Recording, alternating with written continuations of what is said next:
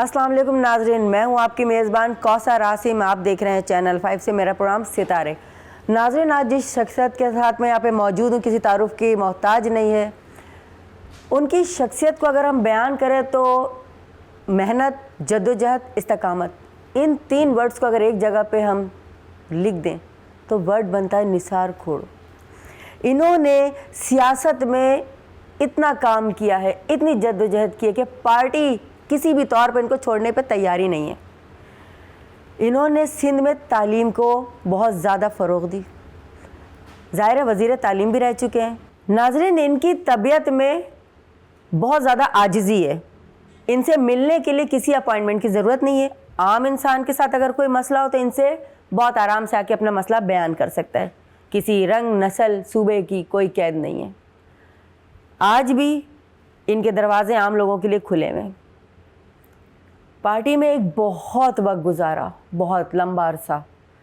انہوں نے وہ جدوجہد کی جو آج ہمارے لیے ایک مثال ہے. ہم آپ سے ملواتے ہیں پیپلز پارٹی کے ایک سینئر رہنما، ایکسپیرینسڈ لیڈر نثار کھوڑو صاحب سے. السلام علیکم سر، کیسے ہیں آپ؟ جی وعلیکم السلام، تھینک یو. بہت بہت شکریہ چینل 5 کے لیے، آپ نے ہمیں وقت دیا. آپ کی مہربانی. سر، میرا آپ سے سوال ہے کہ سیاست میں کب اور کیسے آئے اور وہ کیا وجہ تھی کہ سیاست کو آپ نے جوائن کیا؟ مشکل سوال ہے. میں مانتا ہوں کہ جی ہر گھر میں اپنا دال روٹی کھا کے ہر ایک زندگی گزار سکتا ہے. بالکل. لیکن اکثر کہا جاتا ہے کہ انسان از اے سوشل اینیمل. اب سوشل اینیمل کا مطلب کیا ہے کہ آپ صرف اکیلے گھر میں نہیں بیٹھتے ہو. بالکل ایسے ہی ہے. آپ کے دوست ہوتے ہیں، آپ کو پہچاننے والے، جان پہچان والے ہوتے ہیں. آپ کے پاس مسئلے مسائل کے بھرے ہوئے لوگ ہوتے ہیں. ہم محرومیت کا شکار بھی رہے ہیں اور اس کو دور کرنے کے لیے ہم اگر سوشل ہوں گے تو معاشرے میں کچھ نہ کچھ کردار ادا کر سکیں گے. بالکل ایسے ہی. یہ تو تھی بیسک چیز جس طرح سے انسان گزار سکتا ہے. تھوڑا سا گھر بھی تھوڑا سا سیاسی تھا. میرے چچا وزیر اعلیٰ رہے سندھ کے 3 دفعہ. اور میرے وہی چچا محرک ہیں سندھ کو بامبے سے الگ کرنے میں. پہلے سندھ جو تھا وہ بامبے پریزیڈنسی کے تحت ہوتا تھا. تو پھر کتابیں بھی لکھی اس نے اور لنڈن بھی گئے. کوئی راؤنڈ ٹیبل کانفرنس بھی تھی. سر شاہ نواز بھٹو، خان بہادر محمد ایوب کھوڑو اور دوسرے یہ ادھر اپنا کیس لڑے اور انگریز سرکار نے بامبے پریزیڈنسی سے سندھ کو الگ کرنا منظور کیا. اب یہی وہ بیسک چیز کہہ سکتا ہوں میں بالکل کہ جس پہ آگے چل کے یہ آئیڈیا ڈیولپ ہوا کہ کیوں نہ ہم مسلمان اپنے لیے الگ ملک کا سوچیں. بالکل. اور الگ ملک کا سوچنے کے لیے بھی 30-40 ممبران اسمبلی تھے جس میں جی ایم سید بھی تھے تو دوسرے بھی تھے. محمد ایوب کھوڑو صاحب بھی تھے جنہوں نے پاکستان کے لیے ریزولوشن پیش کیا سندھ اسمبلی میں. اور کرتے کراتے پاکستان مورد وجود میں آیا. تو یہ فاؤنڈیشن لے کرنے میں ان کا کردار ضرور رہا تھا اور میں بھی اسی گھر سے تعلق رکھتا ہوں. سیاسی گھرانے سے تعلق ہے آپ کا؟ اس لحاظ سے بیکار مباش کچھ کیا کر. سر آ گئی نا پوئٹری کے اوپر. پوئٹری کے اوپر بات آ گئی نا. کس پر؟ میں نے کہا تھوڑی سی شاعری کی طرف بات آ گئی نا، اس کے اوپر ہم بات کریں گے. کہنے کی باتیں ہیں، کوئی میری بری بات نہیں ہے. بیکار مباش کچھ کیا کر. بالکل. گھر میں بیٹھے رہنے سے بہتر ہے تھوڑا سا اپنا پسینہ بہایا کر، لوگوں کا مددگار بنو اور یہی تمہیں عزت بھی دلائے گا. تمہارے جانے کے بعد تمہیں یاد بھی کیا جائے گا. ایسے ہی. یہ کچھ چیزیں تھیں چند جس میں پھر شروعات ہوئی تھوڑی سی سیاست کی. اس وقت کیا ایج تھی آپ کی سر؟ 25-26. اب یہ 79 کا زمانہ تھا، 1979. بھٹو صاحب ہم سے جدا کر دیے گئے تھے. اس کے بعد ہم نے کسی سیاسی پارٹی میں جوائن کیا. وہ پیپلز پارٹی نہیں تھی. اچھا. وہ تحریک استقلال تھی. تحریک اسلام. جس میں کوئی 10 سال کا عرصہ گزارا. مختلف عہدوں پہ کام کیا. اور جلد سے جلوس سے سارا کچھ جو ہوتا ہے. پھر اس کے بعد بے نئی صاحبہ کی واپسی ہوئی اس ملک میں 1986 میں 10 اپریل کو شاید. اور ان سے ملاقاتیں ہوئیں. پیپلز پارٹی نے بہت تکلیفیں برداشت کی تھیں اور وہ پہاڑ کی طرح، چٹان کی طرح مضبوط رہی. اور لوگ پیپلز پارٹی کے لیے کہتے تھے کہ پیپلز پارٹی کے ورکر آگ کے دریا سے گزر کے کندن بنے ہیں. اس وقت کہا جاتا تھا. اور یہ زمانہ تھا اس ملٹری ڈکٹیٹر کا جس کا نام ضیاء الحق تھا. اور اس کا مقابلہ کیا لوگوں نے. کوڑے کھائے، گولیاں کھائیں، پھانسیاں چڑھے، اور یہ سارا کچھ جو کچھ بھی تھا اس میں پیپلز پارٹی نے بہادری سے مقابلہ کیا. تو نثار صاحب اس وقت کی سیاست زیادہ مشکل تھی یا آج کی؟ پرابلم کس میں زیادہ ہے؟ نہیں، آج میں سمجھتا ہوں مصیبت نہیں ہے. اچھا. اتنے ٹف ٹائم کے بعد بھی؟ نو کوئی ٹف ٹائم نہیں ہے. جب ایک شخص کی آزادی پر حملہ ہو اور ضیاء الحق یہ کہے کہ 5 لوگوں سے زیادہ اکٹھا ہونا قابل جرم ہے اور ان کو جیل میں بند کرنا چاہیے، تو پھر تو اکٹھے ہونے کی آزادی نہیں تھی. اخباروں میں سینسر تھا، کچھ لکھا نہیں جاتا تھا. سیاست پر پابندی تھی.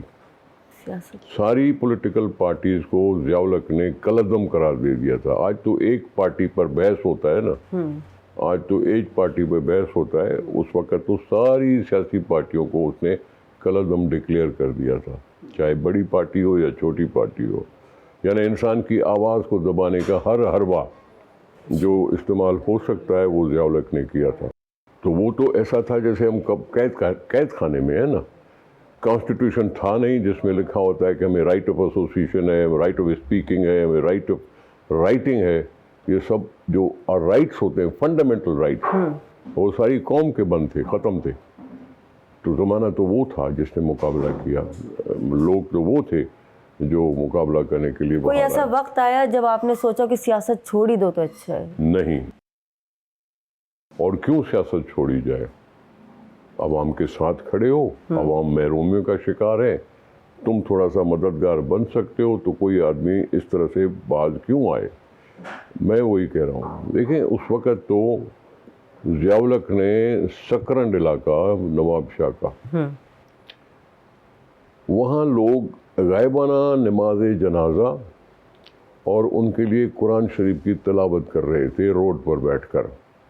لوگ مر گئے تھے، ضیاء الحق نے مروائے تھے خیرپور ناصر شاہ میں. اس کی ہمدردی میں لوگ وہاں بیٹھے تھے اور وہاں فوج نے آ کے 14 لوگوں کو مرڈر کیا تھا، گولیوں سے بھون دیا تھا. ایک 70 سالہ آدمی تھا پنڈل خان چانڈیو. اس کو 3 دن درخت سے باندھا تھا، بغیر روٹی کے، بغیر آرام کے، بغیر کسی کے. 70 سالہ بڈھا. یہ اس وقت کی بات ہے جب انسان آواز نکالنے کے لیے سوچتا تھا.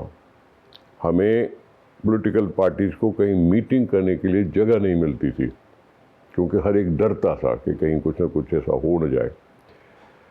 اس کا مقابلہ کرنا جان جوکھم کا کام تھا. لیکن پارٹی، پیپلز پارٹی سرخرو ہوئی تھی، جس کے ورکروں نے سب کو، ان کے مخالفوں کو بھی امپریس کر دیا تھا کہ کیا بات ہے ورکروں کی. جب یہ تکلیف میں ہوتے ہیں تو پہاڑ کی طرح بن جاتے ہیں. اور پھر ان کی لیڈر تھی بے نظیر بھٹو. اور وہ بے نظیر بھٹو جس نے اپنے بھائی کھویا، ایک شاہ نواز، جب وہ لندن میں تھی. ماں کے ساتھ تکلیفیں، بھٹو صاحب کا چہرہ اس کو نصیب نہیں ہوا تھا. رات کے اندھیرے میں اس کو دفنایا گیا تھا. بالکل ایسی یہ ساری باپ اور بیٹے کی جو محبت ہے اور یہ ساری چیزیں دل میں رہ جاتی ہیں, دل میں رہ جاتی ہیں. تو اس کی لیڈر تھی بے نظیر بھٹو, اور لوگوں میں مشہور تھی. بے نظیر صاحبہ کے ساتھ کوئی بہت خوبصورت یاد جو آج بھی آپ کو یاد آتی ہے تو آپ ایک دم مسکرا دیتے ہیں, خوبصورت یاد؟ یہ بات کرنی بہت مشکل ہے, کیونکہ اس کے ساتھ جو پارٹی میں ہماری وابستگی ہو گئی اور انہوں نے ہمیں اپنایا, ہمیں ریکگنائز کیا, ایکنالج کیا, عہدے دیے, یہ ساری مل ملا کے ایک لمبی داستان ہے کہ جس کے لیے ہم کہہ سکتے ہیں کہ بے نظیر صاحبہ کے ساتھ ہر لمحہ جو بیتتا تھا وہ یادگار تھا. جو بھی اس کے ساتھ بیٹھتے تھے ان سے سیکھتے تھے, ان کی ہمت کو دیکھتے تھے, اور یہ ساری وہ چیزیں ہیں. خوشگواری ہی خوشگواری ہے, اس میں کوئی ایسی ایک کا نکال کے دے دوں میں شاید نہ کہہ سکوں. ناانصافی ہوگی. یہ ضرور ہے کہ ایک دفعہ اچانک انہوں نے مجھے سندھ کا صدر نامزد کر دیا, میری ریکویسٹ پر نہیں, ان کی اپنی مرضی پر. تب میری آنکھیں ضرور پھٹ گئی تھیں کہ میں ابھی 10 سال مشکل سے ہوئے تھے پیپلز پارٹی میں آئے ہوئے, اور انہوں نے مجھے اتنا بڑا عہدہ دے دیا. یہ اعتماد کی بات ہے. ان جیسی لیڈر تو شاید ہی اب دوبارہ آئیں, کیونکہ وہ ایک واقعی بہت پیاری لیڈر تھی اور بہت کم عرصہ وہ رہیں, بہت ان کی ضرورت تھی ہمیں. خیر ان کی ضرورت پارٹی وہی ہے, اگر وہ نہیں ہے تو ان کا بیٹا ہے. ان کا بیٹا ہے چیئرمین. جب بھٹو صاحب نہیں تھے تو یہ بیٹی تھی, اب بیٹی نہیں ہے تو پھر بیٹا ہے. بیٹا. پیپلز پارٹی کے ساتھ آپ کا نظریاتی رشتہ کیسا ہے؟ یہی اس کو ہی کہہ سکتے ہیں. نظریہ کیا ہوتا ہے؟ نظریہ ہوتا ہے پارٹی کا مینیفیسٹو, اور میں چیلنج کرتا ہوں ہر پولیٹیکل پارٹی کو, روٹی, کپڑا اور مکان, بالکل اس کا نیم البدل کوئی بتا دے, اس کا کوئی نیم البدل بتا دے. کئی آئے ہوں گے, کئی گئے ہوں گے, کسی نے کچھ بولا ہوگا, کسی نے کچھ بولا ہوگا, لیکن اس کا نیم البدل نہیں آ سکا, کیونکہ یہ انسان کی فطرت ہے, انسان کے لیے روٹی چاہیے, ہر انسان کو روٹی چاہیے.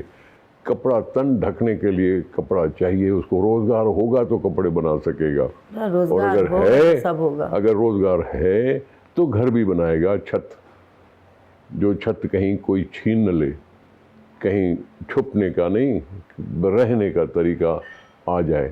تو اس نعرے پر ہی سارا کچھ فلسفہ ہے بھٹو صاحب والا. کیا کہتا تھا؟ جمہوریت ہمارا یہ نظام ہے, معیشت,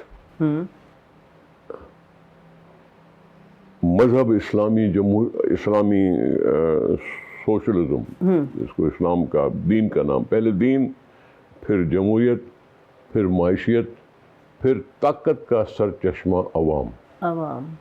طاقت کا سرچشمہ عوام, خاص نہیں, عوام. خاص الخاصوں کی بات نہیں, عوام کی بات, صرف عوام کی. ان کو ہمت دلانا ہے, ان کو وہ بتانا ہے کہ تمہارا رتبہ یہ ہے کہ تم ہی ہو اصل طاقت, جس پر جھگڑے ہیں. بالکل ایسے عوامی طاقت پر ہی جھگڑے ہیں. کبھی اس ملک میں مارشلیں آ جاتے ہیں, کتنے مارشل آ گئے, ایوب خان, ضیاء خان, یحییٰ خان, مشرف خان, ہمارے اوپر حاکمیت کرنے کے لیے آتے تھے. لیکن اب یہ بات نہیں ہے. اب پارلیمنٹ ہے, پارلیمنٹ 5 سال پورے کرتی ہے, پھر الیکشن میں ہار جاتا ہوں, میں جیت جاتا ہوں. عوام کی مرضی, عوام کی مرضی سے حکومت بنے, پھر وہ کام کرے, اس کو پرکھنے کا موقع ملے, 5 سال پورے ہوں, پھر دوسری حکومت, پھر تیسری حکومت, چوتھی حکومت. سر عوام ہمیشہ یہ کہتی ہے کہ جو الیکشن ہوتے ہیں اس میں دھاندلی ہوتی ہے, شفاف الیکشن نہیں ہوتے, کیا وجہ ہے اس کی؟ پھر بھی طاقت استعمال کرتے ہیں لوگ, ووٹ دینے آتے ہیں لوگ. میں نے لوگوں کو روتے ہوئے دیکھا کہ ہمارے پاس شناختی کارڈ نہیں ہے, ہمیں ووٹ دینے دو, ووٹ دلانے دو. اس پہ کیوں آتے ہیں؟ کیونکہ اعتماد کرتے ہیں اس فیصلے کے طریقے پر. یہ ہے تو صحیح نا, یہ بھی نہ ہو تو کیا ہو. ہمارے الیکشن کمیشن میں پتہ ہے کیا ہوتا تھا؟ پہلے ٹین کے ڈبے بنے ہوئے ہوتے تھے جو اندر سے کچھ نہیں دکھائی دیتا تھا. اندر پہلے سے ووٹ پڑے ہوئے ہیں نہیں پڑے ہوئے وہ نہیں دکھائی دیتا تھا. یہ پھر بے نظیر صاحب آتی ہیں جس نے اس کو ٹین کے ڈبے سے چینج کر کے پلاسٹک کے ڈبے پہ لے آئیں کہ کم از کم دکھائی تو دے کہ بھائی پہلے سے خالی ہے یا آدھا بھرا ہوا ہے. یہ بات ہوئی 2-3 سالوں کی محنت کے بعد. سر بیچ میں تو یہ باتیں بھی بہت ہونے لگ گئی تھی کہ وہ لوگ جو مر چکے ہیں ان کے نام پہ بھی ووٹ ڈل جاتے ہیں. اس میں کتنی صداقت ہے؟ ایک تو یہ بھی میں نے سنا تھا کہ لوگ شوق سے جاتے تھے کراچی جیسے بڑے شہر میں اور ان کو کہا جاتا تھا کہ آپ کا ووٹ ہو چکا ہے اب گھر چلے جائیں. ڈل گیا آپ کا ووٹ. کیا یہ ہے میری لالچ، میرا روب. ڈنڈا دکھاؤ اور پریزائڈنگ آفیسر کو ہٹاؤ. یہ ہوا ہے پاکستان میں، مانتا ہوں ہوا ہے، لیکن پاکستان کو بنے ہوئے صرف 76 سال ہوئے ہیں جس میں سے 40 سال کے لگ بھگ عوامی حکومتیں نہیں. باقی 40 سال کمزور حکومتیں، کبھی 1.5 سال میں ختم، کوئی 2 سال میں ختم، کوئی 3 سال میں ختم. 5 سال نہیں ملے. 1988 سے لے کے 1999 تک جہاں صرف 2 پرائم منسٹر ہونے چاہیے تھے وہاں 6 پرائم منسٹر بنے. بالکل. تو یہ کیا ہوا؟ کمزور حکومتیں. ہم پر پہلے الزام ہوتا تھا، ایوب خان لگاتا تھا الزام کہ یہ تو سیاستدان تو بہت کمزور ہیں، 3 مہینے کے لیے آتے ہیں، 4 مہینے کے لیے آتے ہیں، اس لیے میں آیا ہوں پاکستان کو مضبوط حکومت دینے کے لیے. مضبوط حکومت دینے. اور پھر انہی لوگوں نے، انہی ڈکٹیٹروں نے ایسے قانون بنائے کہ کوئی حکومت 5 سال تو رہ نہیں سکی. کوئی اسمبلیاں 5 سال پورے نہیں کر سکیں، سب کو ڈیزالو کر دیا جاتا. ضیاء الحق ناراض ہوا. مجھے کہنا نہیں چاہیے کہ اپنے گھر میں جھگڑا ہوا اور نکال دیا حکومت کو. یہ ایسے نہیں ہونا چاہیے. تو سر گھر کا جھگڑا ہے نا تو کہیں تو غصہ باہر نکلے گا. تو پھر کیا ہے؟ عوام پر. تو سر عوام تو روتی آ رہا ہے، عوام بہت فیس کر رہی ہے نا. عوام تو میرے اوپر کوئی برہم ہے اس کا ساری ملک کو سزا دے دیں. سر یہ نہیں ہے، یہ نہیں. عوام ابھی بھی بجلی، پانی، گیس اور ان مسائل سے نہیں نکل پا رہی، نکل ہی نہیں پا رہی. میں عرض کروں اس ملک میں 40 سال بہت مضبوط حکومتیں رہی ہیں کہ ان کا نکلا ہوا لفظ قانون بن جاتا تھا. ایسے ہی ہے. ٹھیک ہے، بالکل بالکل. تو پھر یہ مسئلے کیوں حل نہیں ہوئے؟ سر سینٹ میں تو پھر کیوں مسئلے یہ حل نہیں ہوئے؟ ان سارے لوگوں نے آبادی کے بڑھنے پر کیوں کنٹرول نہیں کیا؟ سر جہاں کنٹرول کرنا چاہیے وہاں تو کیا نہیں، جہاں نہیں کرنا چاہیے وہاں پہ توجہ. وہ آپ جانے، میں نہیں جانتا. یہاں آبادی بڑھے گی، سہولتیں شہر میں ہو اور گاؤں میں نہ ہو تو گاؤں والے آئیں گے نا شہر میں. بالکل. شہر بڑے ہوں گے نا، شہر بڑے ہوں گے تو ان کے مسائل بھی بڑھ جائیں گے.